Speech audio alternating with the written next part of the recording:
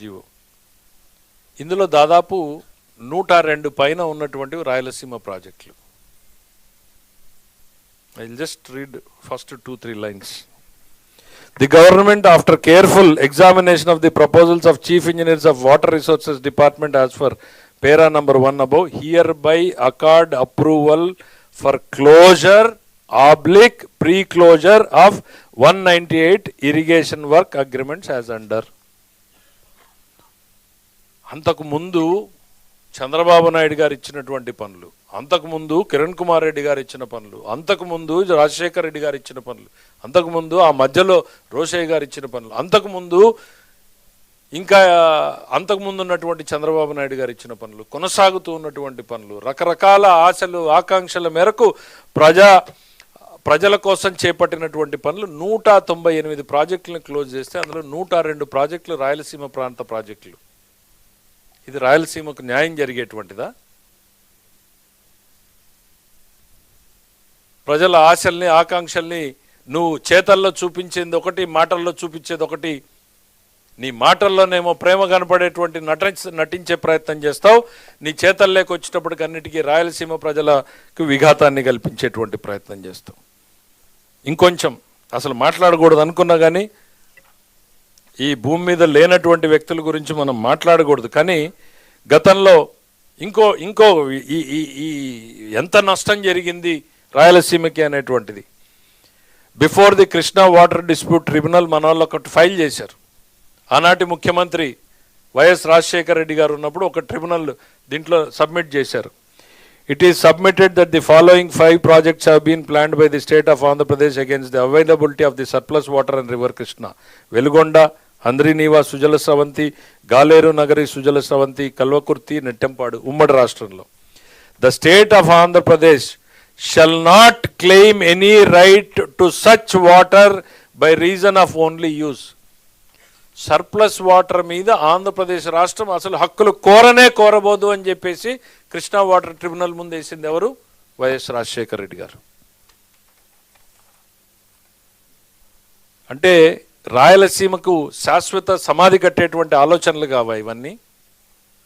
ఆ రోజు నీటి హక్కులు కోరమని చెప్పి ఆయన వేసింది. కానీ మీరు రాయలసీమ లిఫ్ట్ ఇరిగేషన్ పేరుతో మీరు చేసినటువంటి పనులు కానీ, రాయలసీమలో జరుగుతున్నటువంటి పనులను దాదాపు జీవో నంబర్ 365తో 102 ప్రాజెక్టులు 100కు పైగా ప్రాజెక్టులని క్లోజ్ చేయడం కానీ, రాయలసీమ లిఫ్ట్ ఇరిగేషన్ పేరుకి 364 జీవో నంబర్ 364 in 2023తో ఇది తాగునీటి పథకంగా మార్చామని చెప్పడం కానీ, ఇవన్నీ వాస్తవాలు.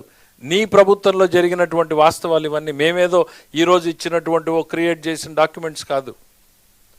ఇవన్నింటినీ మర్చిపోయి ప్రజల్ని మభ్యపెట్టి రాష్ట్రాన్ని సర్వనాశనం చేసి అతలాకుతలం చేసి ఒక్క సాగునీటి ప్రాజెక్టులో ఒక అడుగు ముందుకు పోనీయకుండా చేసినటువంటి నీవు ఈరోజు ముందుకొచ్చి రాయలసీమ ప్రజలు, రాయలసీమ రైతులు, వాళ్ళ నీళ్ల గురించి మీరు మాట్లాడుతూ ఉంటే నేను రాయలసీమకు సంబంధించినటువంటి మేధావుల్ని అందరినీ కూడా కోరుతున్నా, వాస్తవాలు తెలుసుకోండి. జగన్మోహన్ రెడ్డి గారి మాటలకి చేతలకి ఉన్నటువంటి తేడాల్ని గుర్తించండి. చిత్తశుద్ధితో పనిచేస్తూ ఉన్నాం. మేము పదే చెప్తా ఉన్నాం. చంద్రబాబు నాయుడు గారి క్యాబినెట్లో ఉన్న మేము ఎవరం కూడా మంత్రులు అని చెప్పి మాకేమీ కిరీటాలు కొమ్ములు వచ్చినాయని అనుకోలే. ప్రజలకు కూలీలుగానే పనిచేయడానికి సిద్ధంగా ఉన్నాం. కూలీలుగానే పనిచేస్తూ ఉన్నాం, కూలీలుగానే పనిచేస్తాం. ఈ రాష్ట్రం అభివృద్ధి కోసం చంద్రబాబు నాయుడు గారు ఎంత కష్టపడుతున్నారో కొంతమేరకైనా మేము శ్రమపడి అందులో కష్టపడాలని. ఇక ఆయన ఏదో క్రెడిట్ చోరీ అంటున్నాడు. అసలు నీ క్రెడిట్ ఏంటి? రాష్ట్రం క్రెడిబిలిటీని ఎక్కడి దాకా తీసుకెళ్ళావు? B3- తీసుకెళ్ళావు. క్రెడిట్ చోరీ. ఇక ఎంతసేపు ఉన్నా కూడా అక్కసు ఆవేదన కనపడతా ఉంది. ఆ క్రెడిట్ చోరీలో కూడా 2 మాటలు మీకు చెప్పాలనుకుంటున్నాం. అదే చెప్పాను కదా, అన్నీ ఆయన కట్టేశాడంట. హంద్రీనీవాని ఆయనే చేసేసాడు, వెలుగొండని జాతికి అంకితం ఇచ్చాడంట. రండి ఈరోజు పోదాం, వెలుగొండ రెడీగా ఉంది. ఇంకా చేయాల్సిన పనులు ఏమున్నాయో అందరం పోయి చూద్దాం కెనాల్ మీద. మీరు రండి, మేము వస్తాం. మరి ఎట్లా జాతికి అంకితం ఇచ్చావు, ప్రజల్ని ఎట్లా మోసం చేసావో కూడా తెలియనియండి. ఈ 100 రోజుల్లో హంద్రీ వాళ్ళు మేమేం పనులు చేశామో చూపిస్తాం. రాయలసీమ కోసం ఏమేం ప్రణాళికలు చేశాం, కేంద్రాన్ని ఏ రకంగా అడుగుతున్నాం, మేము వచ్చిన తర్వాత ఎట్లా ఎంత ప్రాజెక్టుల మీద ఖర్చు పెట్టాం, ఏ రకంగా ఒక కాన్ఫిడెన్స్ క్రియేట్ చేసి మళ్ళీ పనిచేసేలాగా చేస్తున్నాం అనేటువంటిది. భోగాపురం ఎయిర్పోర్టు ఆ రోజున దాంట్లో భోగాపురం ఎయిర్పోర్ట్ని కరెక్ట్గా చూస్తే మనకి ఆలోచన కానీ, అనుమతులు కానీ, భూసేకరణ కానీ, నిధులు కానీ, లేక సెంట్రల్ గవర్నమెంట్ పర్మిషన్స్ కానీ మొత్తం credit goes to Chandrababu Naidu, Ashok Gajapathiraju గారు ఆ రోజు. తర్వాత వచ్చినటువంటి మా రామ్మోహన్ నాయుడు గారు మళ్ళీ దాని మీద శ్రద్ధ పెట్టి శరవేగంగా పరుగులు పెట్టించారు.